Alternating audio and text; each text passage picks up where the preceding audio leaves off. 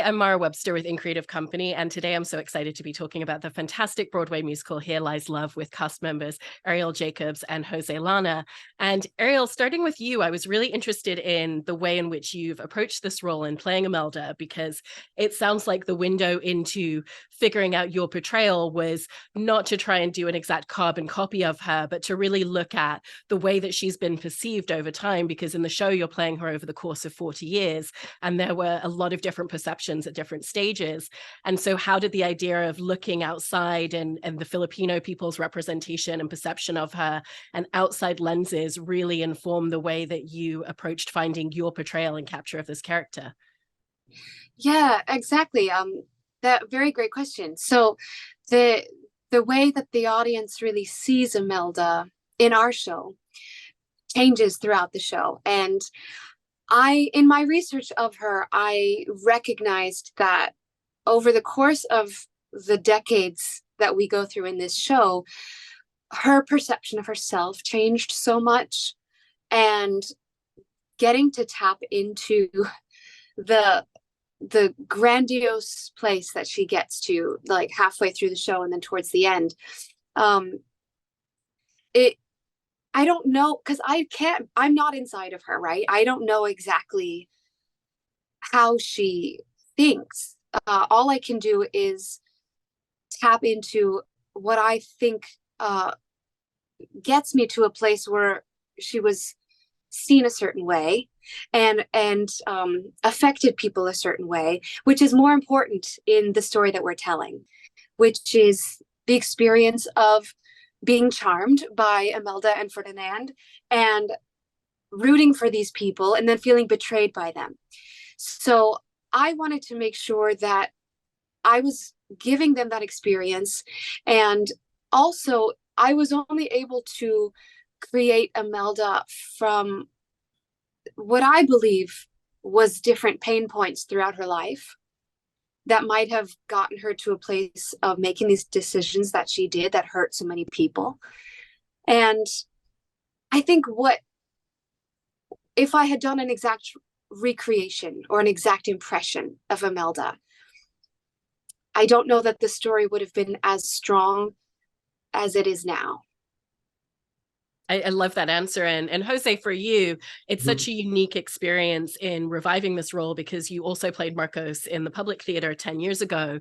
Right. And I know that throughout this entire process, the creative team have been really fantastic in putting together so many research materials for everybody on the cast and everybody on the creative side. And I was interested in what that kind of research and re-preparation process looked like for you in stepping back into a role, but also looking at the evolution of what the show was becoming and how it kind of reshaped your relationship with this character and how you wanted to play him this time around. Absolutely. I think I claim a huge benefit. I think at first, on the surface, it was frustrating that it took 10 years for the show to go from off Broadway to Broadway. And all of us were there was a lot of stops and starts. But I think, particularly during rehearsal, I was experiencing when I was coming back into the role. I feel like the 10 years has only strengthened my ability to play him. I'm actually, I'm a closer age to him when he was elected president than I was 10 years ago. And the world of politics that has happened in the 10 years since we did the show has only strengthened my resolve that the story needs to be told. I'm really leaning into what this show is about in the creative company, and I know that other actors are going to be hearing this. There's a part of me that these past 10 years in the work that I've done since we did the show 10 years ago, I played the King and the King and I for 3 years on and off.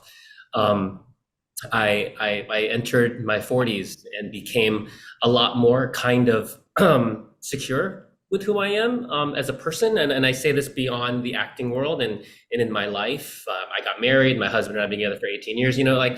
I've settled into a little bit of a stronger idea of who I am as a person that has only strengthened my work. And I think if I could take a time capsule back to 2013 when we did the public theater production, I think I had a very different Marcos in that production. in terms of, I think his energy was younger, and I think his energy was more of a need to please energy. And I don't have an ounce of that, I think, in this production now. I think, which I think is better for the part. I think I've had friends who saw the show 10 years ago, and my husband who saw the show 10 years ago, and they've noticed that I think I'm much more secure in who he is, and because I've had time to sit in this role and lean into my age in a way that I'm able to with being older. So that's really wonderful. And for both of you, one of the things that's so striking about the show is the way that the tone of it kind of carries you on this very unique journey, because you come in and there's incredible exuberance in the room with all of the disco music and the musical numbers and the choreography and the movement throughout the theater. And then at the same time, there's so much in terms of the history and moments of solemnness that come through underneath all of that. And I was interested in, for both of you, just the journey of really finding the tone of your performances and these characters and the delivery for a show that on the surface is exuberant, but the undercurrent of it is giving the audience so many other things at the same time. I'll go first. I think I've got the easier job, in my honest opinion, between me and my beautiful leading lady. She does a lot of the heavy lifting in the show. My biggest challenge as an actor, which I think is what I've found strength in this part, is my stillness. And in a room of crazy kinetic energy, Marcos tends to be the one that's the most still and the most in the lower register of his voice. And I found power in that, and I remember thinking to an article that an interview that Meryl Streep gave about Devil Wears Prada, and how she created this very low in her register, quiet voice, because she was the most powerful person in the room. Because when you speak quietly, people pay attention and lean in to listen to you. And she said she stole that from Clint Eastwood. But I found that really powerful, and I think because Marcos's part is written very low in my register, I tend to, when I do sing in the show, it's more of a medium voce kind of thing, and then the audience has to kind of has to pay a little bit more attention to hear what I'm saying, and I lean into that a little bit. I really do. And I'll just say that I find that this show is such a blessing of an opportunity for me, in the sense that, like you mentioned, the show changes very, very frequently in terms of the style of the songs, and whether it's a dance party vibe versus whether it's a more serious tone.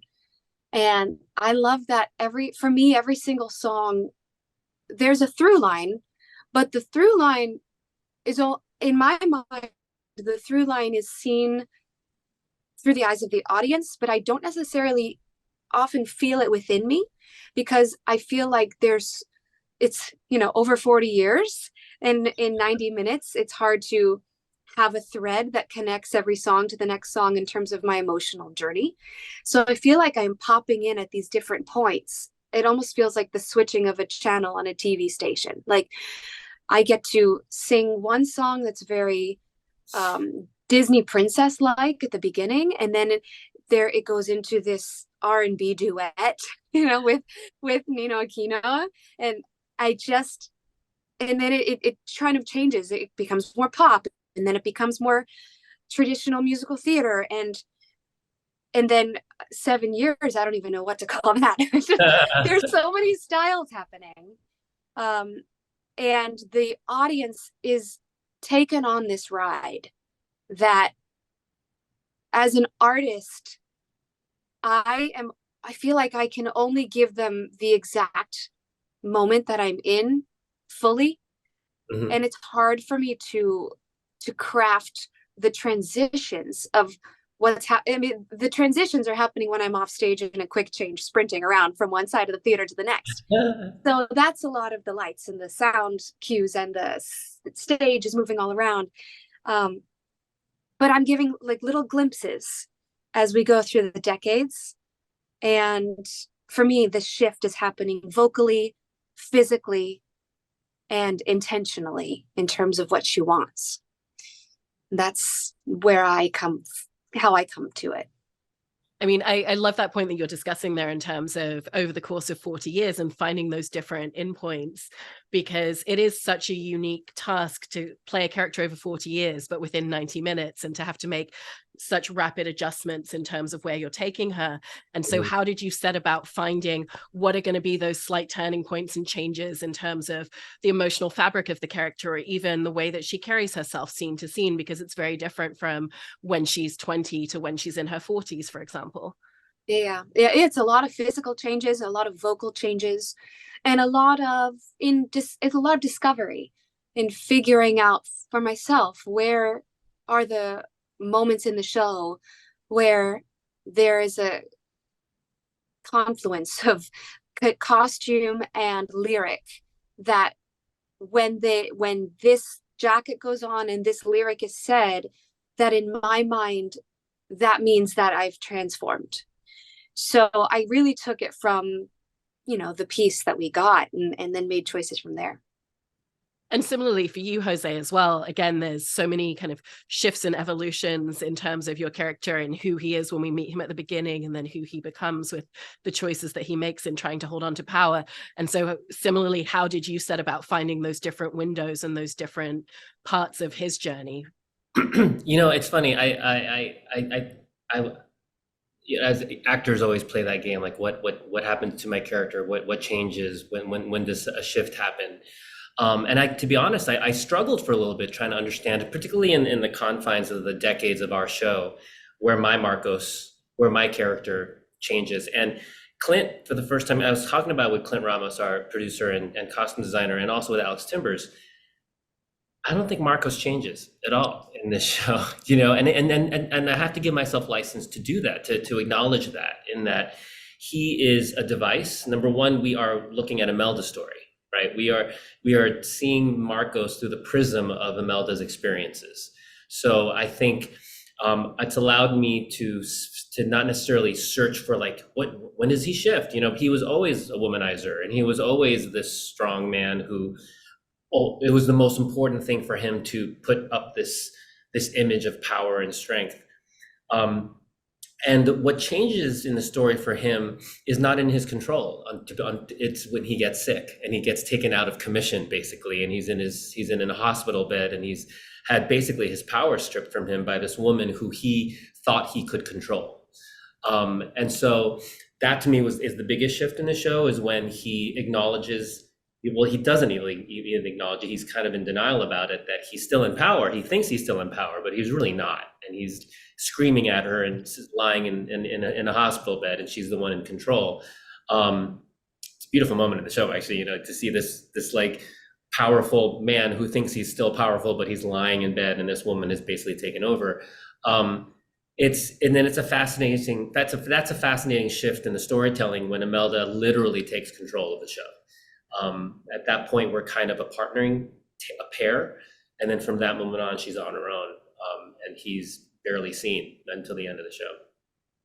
And when he gets sick, it's kind of a minute logistical thing that I was really interested in, because even just in watching your performance, there's such a difference between standing up and engaging in choreography and kind of just the breath work that goes into something like that, versus singing a number where you're physically laying down because your body and your lungs are sitting differently.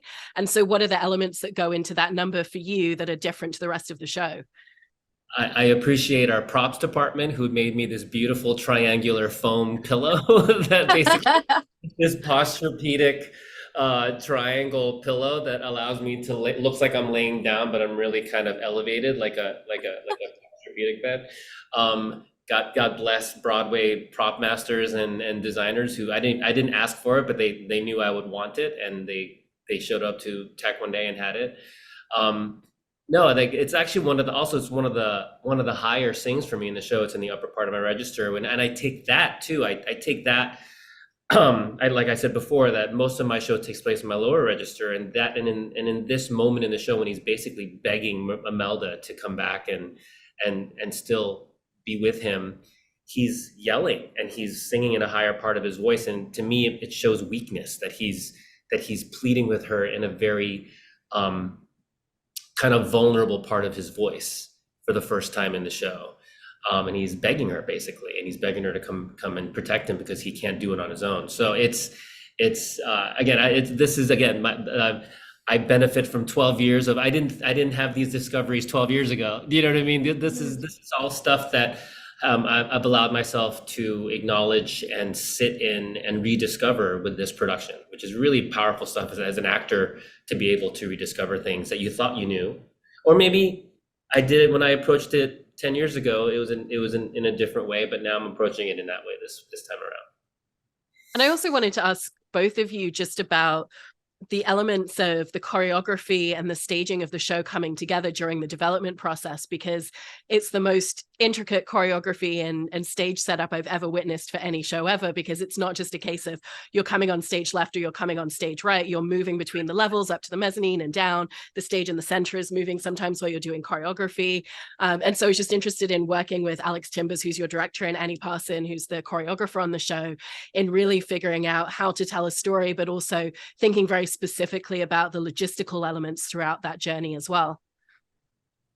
Well, we were very lucky because we were rehearsing in a space that was large enough to fit the entire set. So we were actually rehearsing in the basement of a church. And it happens to be the same room where the Rockettes actually rehearsed for their show as well. It's a humongous space. And so we actually had the set that was used in Seattle, I believe. Right. And so it was the same dimensions pretty much, except, maybe a few feet smaller than what we have here in the Broadway theater. But we were rehearsing and given weeks of time to find out, what is the spacing in this number? How far do I have to travel in this amount of time? And figuring out with Alex Timbers how to really incorporate as much of the audience as we can in every single direction that we can, because they are literally all around us. Yeah. So we were really fortunate to have that. And I really loved watching Alex Timbers work with Annie B and their relationship, and how they really work so well together. And how Annie B's choreography translates so beautifully and so well with the songs and with the staging that we have here. It is completely unlike any other choreography in any Broadway show I've ever seen. Absolutely. I mean, Annie's language in the show, and having benefited from seeing the beginning ideas that happened in 2011 with the first staging of the first 8 songs, and she, it's a combination of, she took David Byrne, she's been choreographing for David Byrne's concerts for decades. She took body language that he had and she created dance movement from them. And then on top of that, added language that was so specific, but also that have kind of like kind of physical meaning, and she's a very physical choreographer, where in the sense that she thinks bodies need to express the emotion of what the song is saying, and like Arielle said, we rehearsed in the space that was fit out just so we can understand what it's like to stand on 4 foot high platforms all the time. But nothing could have prepared us for coming into the theater, and being able to having to play to the 600 seats that are in the balcony that none of us had ever experienced before, even the people who were part of the show 10 years ago. And the amount of work that Alex did to reshape the show so that we were reading, so that people in the balcony seats were having just as interactive an experience as the people on the dance floor, is a real testament to the workshop process and to the collaboration that he has with Annie B and with David and with our crew and with the set with David Corrins and the lighting designers and just it was a very concise and quick, but big decisions had to be made. Like, okay, we're putting this song, we're cutting the song that was on the floor, and we're going to put it up in the balcony.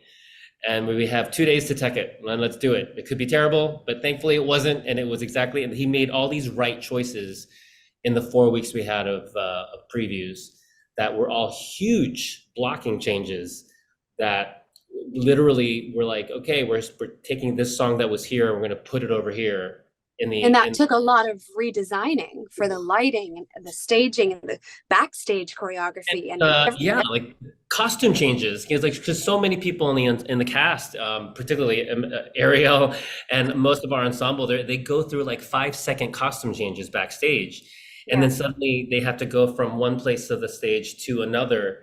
That is a literal like 60-second walk to get there, but a costume change has to happen somewhere between there. So it's stuff like that. Like, it's the logistics of the theater of our set is genius and absolutely staggering. The amount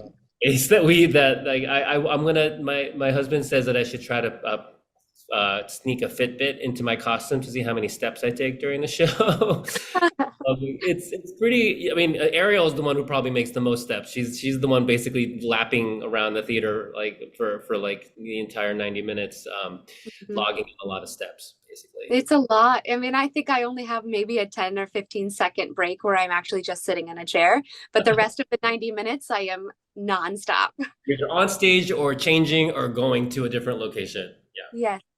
I believe that. And there's something else, Arielle, in terms of the movement and the choreography of your character that I wanted to ask you about, because kind of going back to what you were talking about at the beginning with that idea of not wanting to create a carbon copy, but finding elements. I've heard you speak about the fact that there are some elements of Imelda's dance movement that came from studying and watching footage of her dancing in real life. And so I was interested in what were the aspects and choices that you made based on that observation. Yeah, so we have this song called Please Don't, which is the biggest dance number in the show. It's after Imelda has taken power and is the de facto leader of the Philippines because Marcos has gotten sick. And so there's this footage that you see when you're watching the show, and it's happening on the screens all around us in the theater, and you can see Imelda doing this flick of the wrist with her arms in the air. And so Annie B took that exact choreography and made it part of the choreography that I do and that some of the other dancers are doing in that song. I just love the almost like the there's an exuberance to it, but there's also like a carefree, like nothing bothers me, nothing can get to me attitude about it. And I think I took that a lot into the personality and the expression of how Imelda has gotten to this place where nothing can penetrate her. She is on top of the world.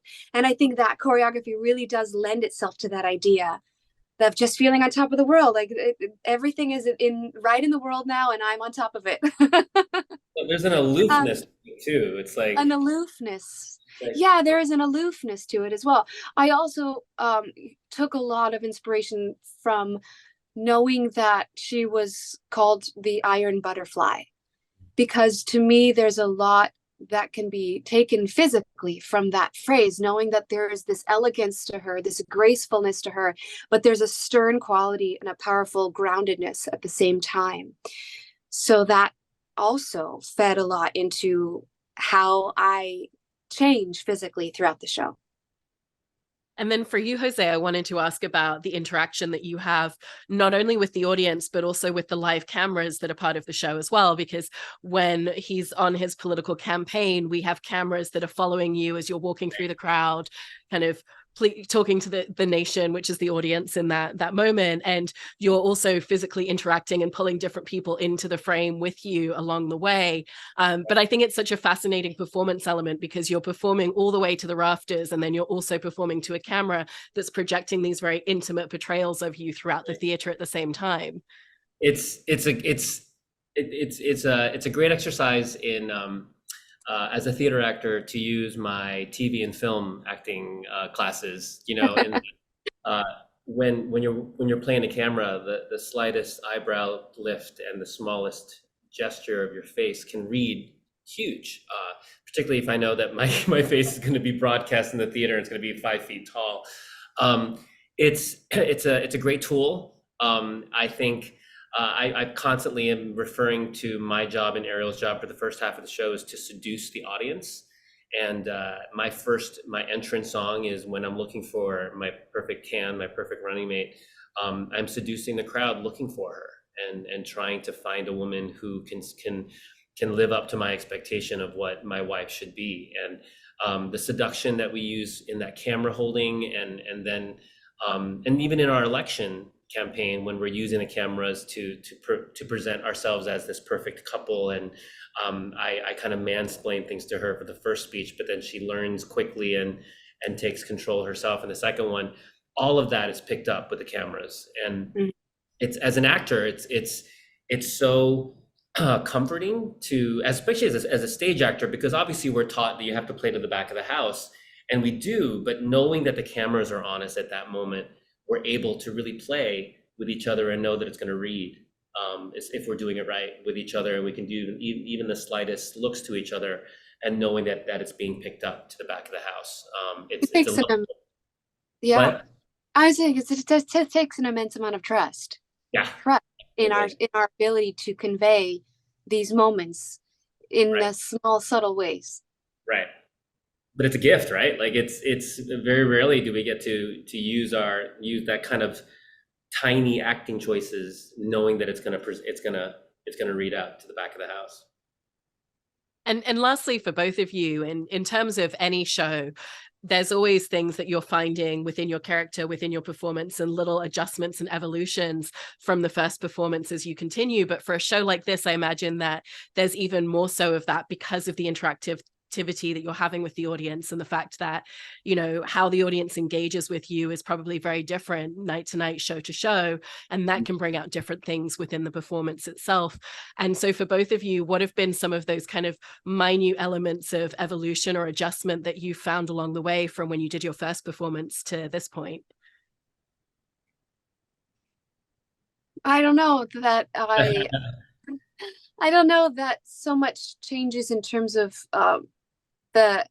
what Imelda is wanting from moment to moment. But I do think as an artist, it's surprising and wonderful when I speak in Tagalog and I can hear whether people are responding or not, whether they understood what we said. Right. I always could guess how many Filipinos we have in the audience. It's a real litmus test, right? The second she screams this Filipino curse word, we can instantly hear how many Filipinos are in the audience who understand that curse word. And I was actually going to bring up the same thing, where I don't want to say it shifts our performance, but it definitely creates a different room when there are a lot of Filipinos in the room. It's a very personal story about the Philippines and our traumatic history of martial law. But there's also a lot of Filipino humor in the show that specifically Filipinos will get and understand. And that's always is heartwarming. Just 2 days ago, actually, a friend of mine, I grew up in Virginia. She had a friend she's not Filipino, but she had a friend who's Filipino and brought her daughter to see my show. And I don't know these people at all. But she's like, would it be great if you send her a little video message? And she's this 8-year-old little girl. And so I sent her a little video message. And her father, who brought her to the show 2 nights ago, sent me this so thoughtful email saying, you know, I don't know you. We have a friend in common. But I brought my daughter to see your show because I wanted her to see Filipinos on stage, on a Broadway stage, and it just meant so much to me. And I'm sure he was one of the people that laughed at the Filipino curse word that his mother yelled at him a couple of times as a kid like mine. So I think it's heartwarming, and it just brings home the fact that this story is very important to our Filipino history. I also want to say that it's been enlightening and inspiring and uplifting when I meet people in the audience, or I get messages afterwards from people who are not Filipino, who feel like related to this history because it reminds them of their own culture. Like last night, I was meeting these Puerto Ricans who were talking about their complicated relationship with America. And I was this man was writing me online who is African American. And as a Black man, he felt so, you know, like he was seeing this story playing out in our show that was devastating and powerful and important. And it really resonated with him. And he's not Filipino. So I love moments like that because it is such a universal story and an important one for a lot of the world. Absolutely. I love that. Well, it really is just one of the most unique experiences that I've ever had going to a Broadway show. And, I was absolutely in awe of both of your performances. So thank you so much to both of you for talking about the show and how you crafted them today. Really appreciate it. Thanks for having us. Thank you so much.